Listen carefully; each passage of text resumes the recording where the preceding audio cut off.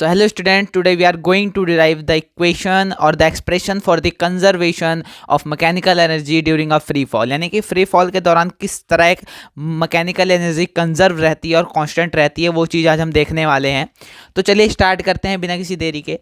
तो देखिए सबसे पहले हमें क्या करना है, देखिए यहाँ पर अच्छा ये फ्री फॉल की बात हो रही है, यहाँ पे कोई एक्सटर्नल फोर्स नहीं लग रही, यहाँ पे सिर्फ और सिर्फ ग्रेविटेशनल फोर्स लग रही है और उसके अलावा कोई फोर्स नहीं लग रही। और जो प्रेशर लग रहा है वो एटमॉस्फेरिक प्रेशर लग रहा है और उसके अलावा कोई भी प्रेशर नहीं लग रहा, ठीक है। और कोई बात होगी तो वो इक्वेशन, ये जो एक्सप्रेशन है वो उसके लिए वैलिड नहीं होगी, ये बात आप लोगों को नोट करनी है।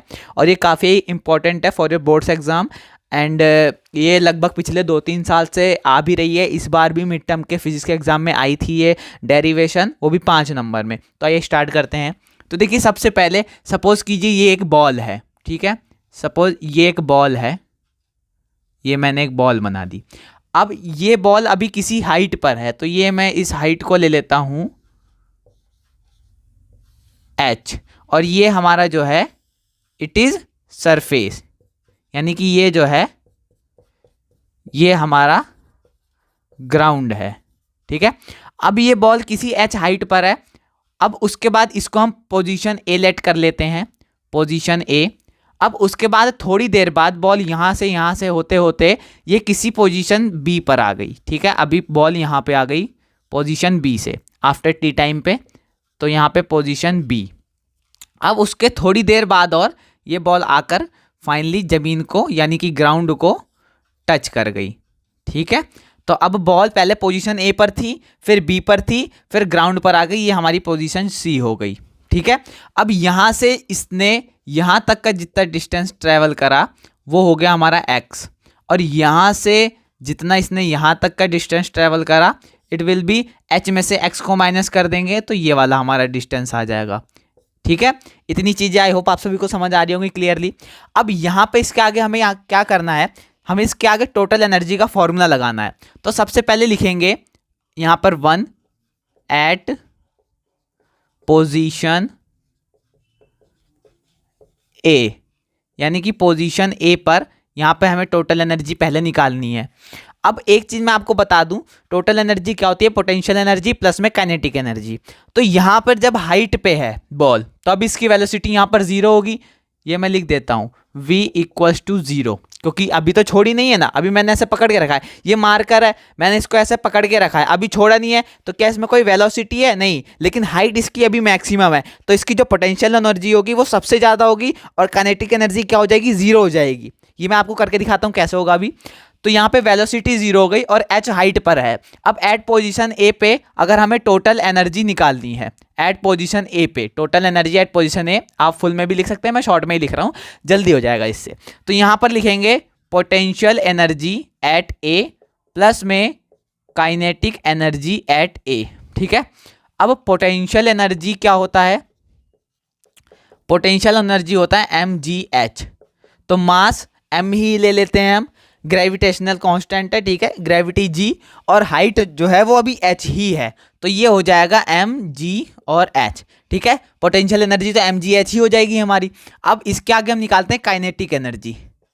तो काइनेटिक एनर्जी ए पोजीशन पे काइनेटिक एनर्जी क्या होती है, हाफ ऑफ m और वेलोसिटी का square, velocity at A point, ठीक है। तो बराबर हो गया हाफ ऑफ m, मैंने बताया था ना जब यहाँ पे अभी ये बॉल रुकी हुई है h हाइट पर है तो इसकी वेलोसिटी 0 हो जाएगी, तो m 0 का स्क्वायर, ठीक है, 0 का स्क्वायर 0 होगा, मल्टीप्लाई करेंगे तो सब 0 हो जाएगा, तो ये 0 हो जाएगा। अब total energy at point A निकालते हैं। तो total energy at point A equals to कितना आएगा, पोटेंशियल ए पे कितना था mgh plus of kinetic A कितना था 0, तो total energy at A point आ जाएगा हमारा mg और h, ठीक है। अब ऐसे ही हमें तीनों पॉइंट के लिए करना है, ए पॉइंट की हमने टोटल एनर्जी निकाल ली, अब बी पॉइंट के लिए करेंगे। तो स्टार्ट करते हैं एट पोजीशन बी, यानी बी पॉइंट पर टोटल एनर्जी कितनी है, तो टोटल एनर्जी बराबर होगा, total energy at point B बराबर होगा potential energy at point B plus of kinetic energy at point B, ठीक है। अब यहाँ पर टोटल एनर्जी पहले हम पोटेंशियल निकाल लेते हैं। तो potential energy at point B किसके बराबर है, mgh लिखते हैं, ठीक है, पहले h हाइट पर था, अब h हाइट से उसने x डिस्प्लेसमेंट कर लिया, तो अब जो बॉल है वो कितनी हाइट पर है, अब बॉल इतनी हाइट पर है, देखो इतनी तो उसने चल ली, पॉइंट बी पर आ गई x डिस्प्लेसमेंट करके या डिस्टेंस ट्रेवल करके, अब उसकी हाइट कितनी है h माइनस एक्स, तो अब h की जगह पर क्या आ जाएगा एम जी और h माइनस ऑफ x। अब इसकी पोटेंशियल एनर्जी कम हो गई, पहले ज्यादा थी, अब h में से x को माइनस करके उतनी इसकी पोटेंशियल एनर्जी बची है, क्योंकि x डिस्टेंस ट्रेवल कर चुके हैं ऑलरेडी। अब काइनेटिक एनर्जी निकालते हैं पॉइंट बी पर, तो होता है half of M V B का स्क्वायर, यानी पॉइंट बी पे जितनी वेलोसिटी है उसका स्क्वायर। अब वी बी कैसे निकालेंगे, इसको निकालने के लिए हम यूज़ करेंगे, यहाँ पे लगा देता हूँ मैं, इसको निकालने के लिए हम यूज़ करेंगे एक न्यूटन्स लॉ ऑफ मोशन की एक इक्वेशन है, सेकेंड इक्वेशन ऑफ मोशन है हमारी, जो कि है V square minus U square equal to 2s।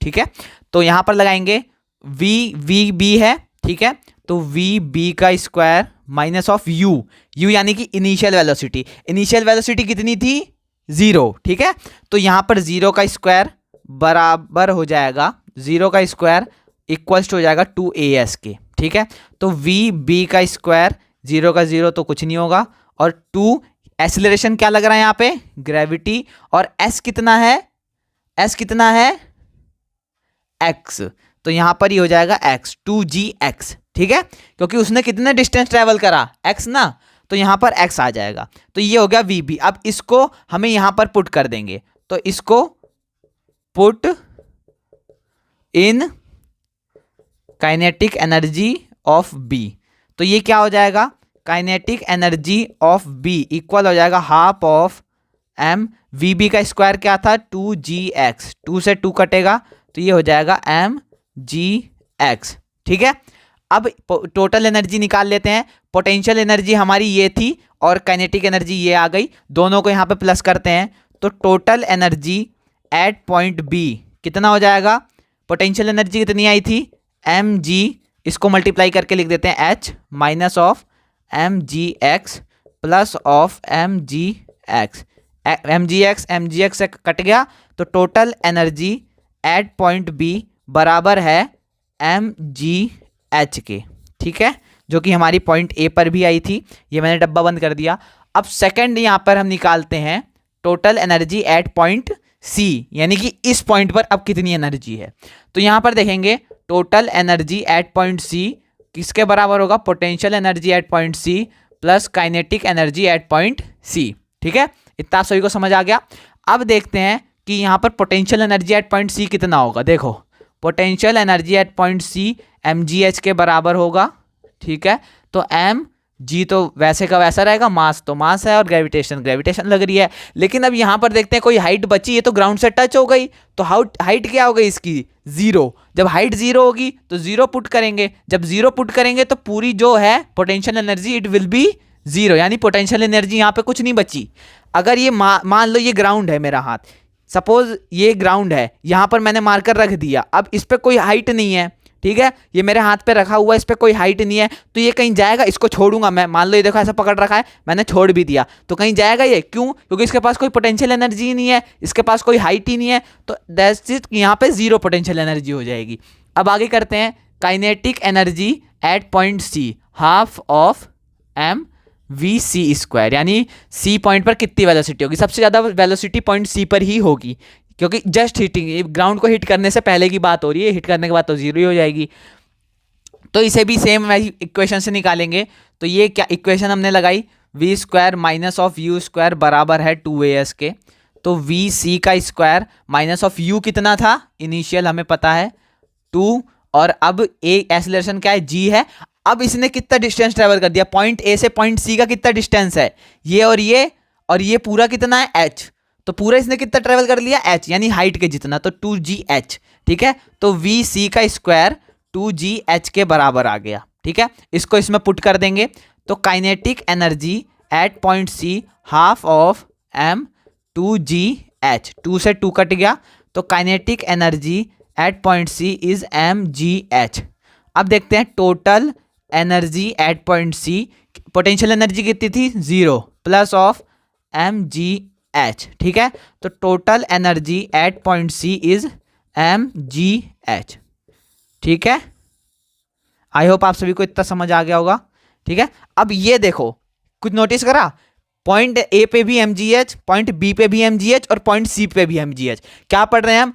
Conservation of mechanical energy in free fall. अब ये तो समझ आ गया ना कि कैसे कंजर्व हो गई। देखो यहां पर भी जितनी थी उतनी एनर्जी यहां पर और उतनी एनर्जी यहां पर, बस थोड़ा सा फॉर्म चेंज हो गया, कहीं काइनेटिक में चेंज हो गई, कहीं पोटेंशियल में चेंज हो गई।